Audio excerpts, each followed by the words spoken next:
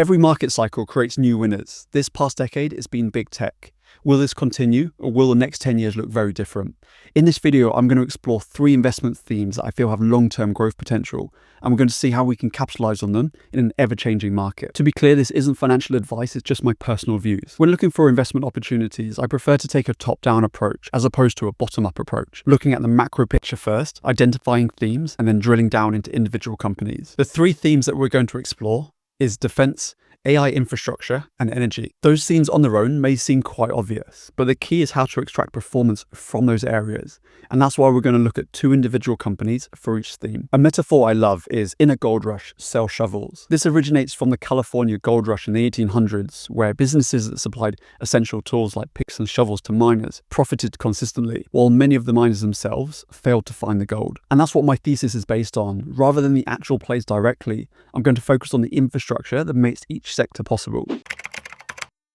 In 2024, world defense expenditure hit a record $2.72 trillion, up 9.4% from 2023. The fastest annual rise since 1988. Governments all around the world are committing more and more to their defense budgets, and that trend doesn't seem like it's stopping anytime soon. This is especially true in Europe following Russia's invasion of Ukraine. The orders of the 8 largest European defense companies increased 15% in 2024, and their combined backlog grew by 19%. And following the Rearm Europe plan, an additional 650 billion euros is expected to be spent over the next 4 years. With NATO countries pledging higher spending for years ahead, and companies working through multi-year backlogs, this is why I feel the defense sector is poised for sustained expansion. BAE Systems is Europe's largest defense contractor, and it's involved in big programs such as fighter jets and nuclear submarines. And it's already benefited from that increase in European defense spending. It's certainly not a cheap stock, with performance year to date sitting at around 68%, but they have really solid financials with consistent revenue growth, and analysts forecast their earnings will grow by around 11.3% every year until the end of 2027. It has a fairly low dividend yield at 1.75%, but an extremely good dividend growth rate over 10%, as well as a sustainable payout ratio around 50%. Valuation-wise, it does seem quite expensive at first glance, but the numbers really do back it up. And it seems to be continuously announcing new partnerships. For example, on the 12th of September, it forged a strategic partnership to establish an artillery ammunition manufacturing facility in Poland. On the 9th of September, it announced it would collaborate with US defense giant Lockheed Martin on new aerial drone systems. And on the 31st of August, it was chosen by Norway to build up to 6 frigates in a deal worth $10 billion. So overall, I think all of this combined with its large order backlog and the increase in defense spending, it has to be well poised for growth in the next 5 to 10 years. The second defense stock is RTX. It used to be known as Raytheon Technologies. It's the world's largest aerospace and defense company. They make things like missiles, jets, and radars. It's a very similar story to BAE. Really strong financials and a huge backlog, said to be worth around $236 billion as of Q2 this year. It pays a consistent dividend with a yield of 1.72%, really strong dividend growth over 7%, with a payout ratio around 57%. A key thing with RTX for me is not only its scale, but its diverse portfolio, because it covers both civilian aerospace and defense. And that's why I think this will be a relatively stable way to ride this defense upcycle. I also wanted a stock that was US based as well as BAE, which is European based. In the AI gold rush, I firmly believe the biggest fortunes are going to go to the ones selling the shovels, the ones making the chips, building the data centers, and the energy providers providing the massive amounts of energy that AI expansion needs. And it's this supporting infrastructure which I think has the most opportunity. Nvidia's CEO estimates around $3 to $4 trillion will be spent on AI-related infrastructure this decade. And that's why for the 2 stocks I've chosen, one focuses on the data centers and one focuses on the actual chips.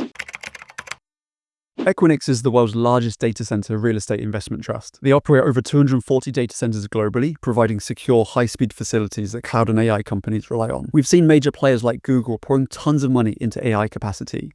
As the models continue to evolve and become more advanced, they need more and more computing power, thus leasing more and more data center space. Again, it has really strong financials, and because its business model is based on long-term leases, it has relatively stable reoccurring revenues, and a consensus among analysts rating this a strong buy. ASML is a critical behind-the-scenes player in the AI supply chain. They're a Dutch company that makes EUV lithography machines, the ultra-high precision equipment needed to make the computer chips, like AI graphics cards. It holds a near monopoly on this technology. And in short, every time Nvidia, AMD, or Google needs more AI chips, such as 5 or 3 nanometers, they ultimately rely on ASML's machines. You could say ASML is the arms dealer to the AI chip world that's really hard to bypass. The third theme is energy, specifically nuclear energy. And this follows on from the AI theme because analysts project AI data centers will require an extra 327 gigawatts of power by 2030. That's roughly the power needed to power every home in the US. In other words, every AI application consumes huge computing and energy resources. A single ChatGPT query can use up to a 10x the amount of electricity than a standard Google search does. And that's why it's no surprise that global data centers, including crypto and AI, already gobble up around 460 terawatts of electricity. That's almost 2% of world demand, and that could double by 2026. The push for clean, reliable energy, combined with the rising power demands of AI and electrification, is why I think there's been a renaissance in nuclear power. In the near term, we've got conventional nuclear and small modular reactors.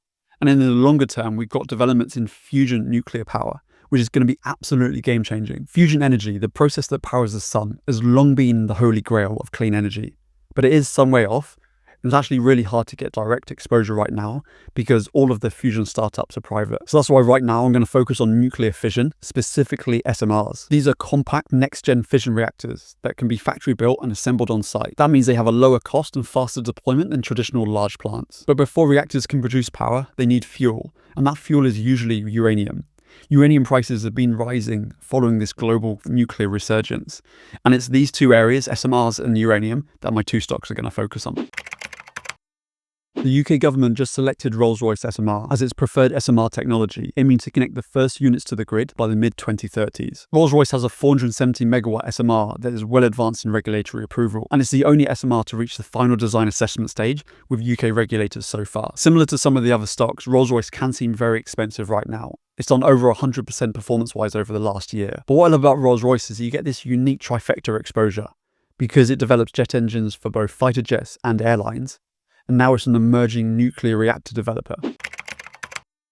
One of the largest and most established uranium producers is Cameco. Cameco produces uranium in both Canada and Kazakhstan, and it stands to benefit from higher uranium prices and volumes. This is my way of getting exposure to uranium prices, but via an individual stock. If you wanted a bit more of a broader exposure to nuclear power and uranium prices, you could look at a couple of ETFs, specifically the Global X Uranium ETF or the VanEck Uranium and Nuclear Technologies ETFs. Both of these funds do have Cameco as its largest holding, but it also holds some other similar firms, so you do get a little bit more of diversification. Let me know your thoughts on whether you agree with my themes and specific stock picks down below in the comments, and I will catch you in the next one.